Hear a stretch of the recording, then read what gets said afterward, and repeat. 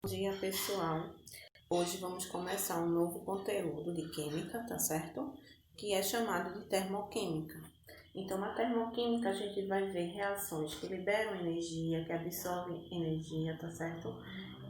Como é que são chamadas essas reações? A gente vai aprender entalpia, variação de entalpia, como é que a gente representa essa entalpia, como é que a gente faz esses cálculos.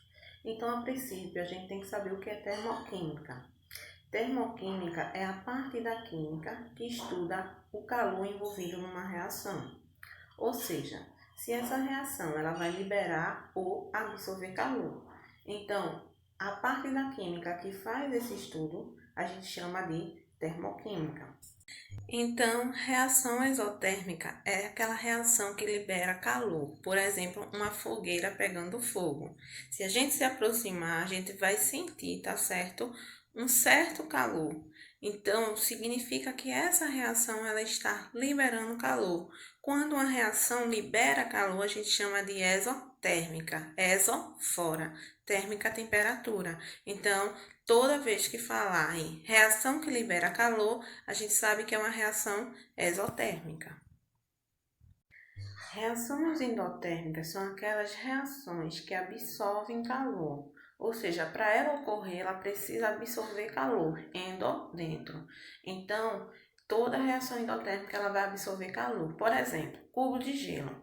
Para um cubo de gelo ele se derreter, ele precisa absorver calor, tá certo? A gente precisa tirar do congelador e ele vai absorver o calor do ambiente e assim ele vai derreter, tá certo?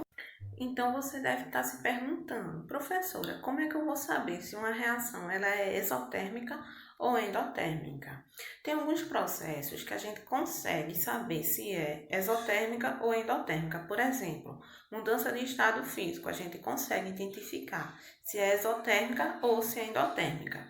Quando a gente fala de reação, a gente precisa verificar o ΔH, tá certo?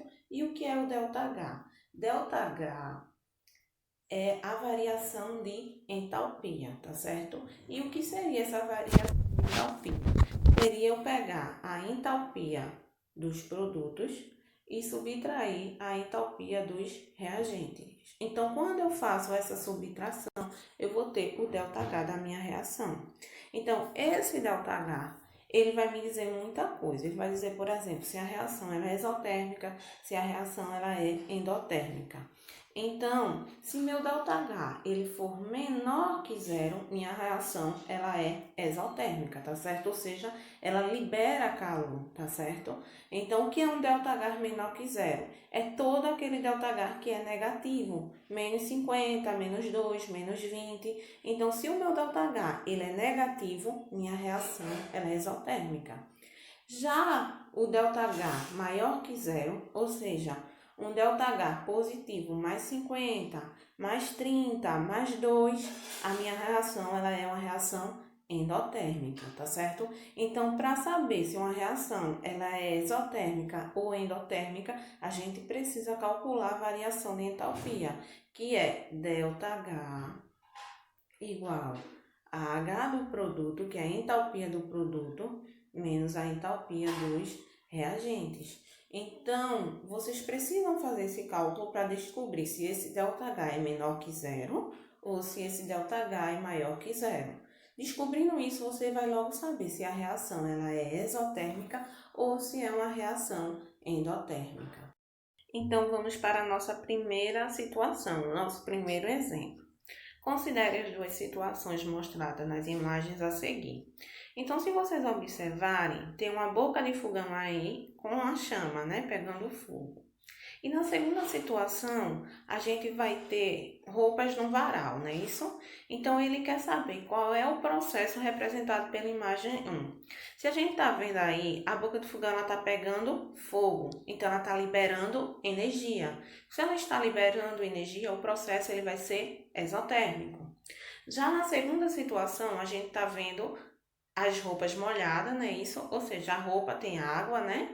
E essa água ela precisa evaporar. Para a água evaporar, precisa absorver energia. Então, o processo vai ser endotérmico. Então, essas situações a gente consegue identificar se é exotérmico ou endotérmico. Tem situações que a gente não consegue. Então, a gente vai ter que ver o ΔH da reação para dizer se é exo ou endotérmico.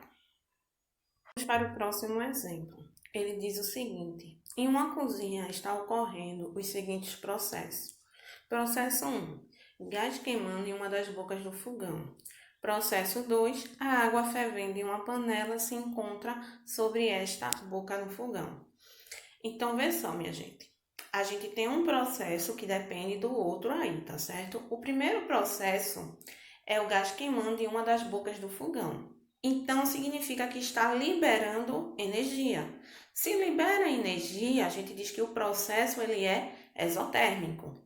Quando ele está liberando essa energia, a água que está fervendo em uma panela, que se encontra em cima dessa boca, está absorvendo essa energia. Então, quando a água absorve essa energia para começar a ferver, a gente diz que o processo ele é endotérmico, tá certo? Então, a situação 1, processo exotérmico, e a situação 2, o processo ele é endotérmico. Percebam, nessas reações, nessas situações, a gente consegue perceber quem é exotérmico e quem é endotérmico. Só que existem reações que a gente não consegue olhar quem é exotérmico, identificar quem é exotérmico e identificar quem é endotérmico. Então, para a gente fazer isso, a gente precisa fazer o ΔH da reação. Vou mostrar para vocês, tá certo? Como é que faz esse ΔH. Por exemplo, olhem essa questão aqui. Aqui eu tenho um gráfico e na questão eu não sei se o processo ele é exotérmico ou endotérmico. Primeiro, existe um problema aí. Ele não me mostra a reação, tá certo? Ele só me dá o gráfico e diz quem é o H dos produtos e quem é o H dos reagentes. Então, nesse caso, eu preciso fazer a variação de entalpia.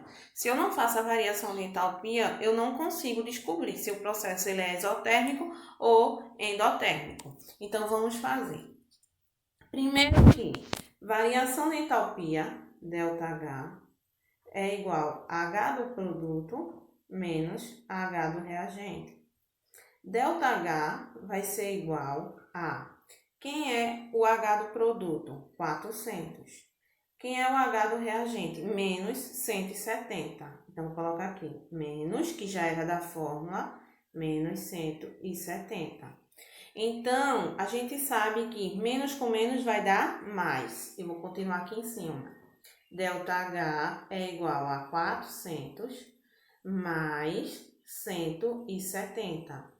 ΔH vai ser igual a 400 mais 170, 570 quilojoules, tá certo? Então, ó, o meu ΔH, ele deu positivo, tá vendo? Se ele deu positivo, a reação ela é endotérmica, absorve calor. Se fosse negativo, seria exotérmica, libera calor. Então, a questão é letra B.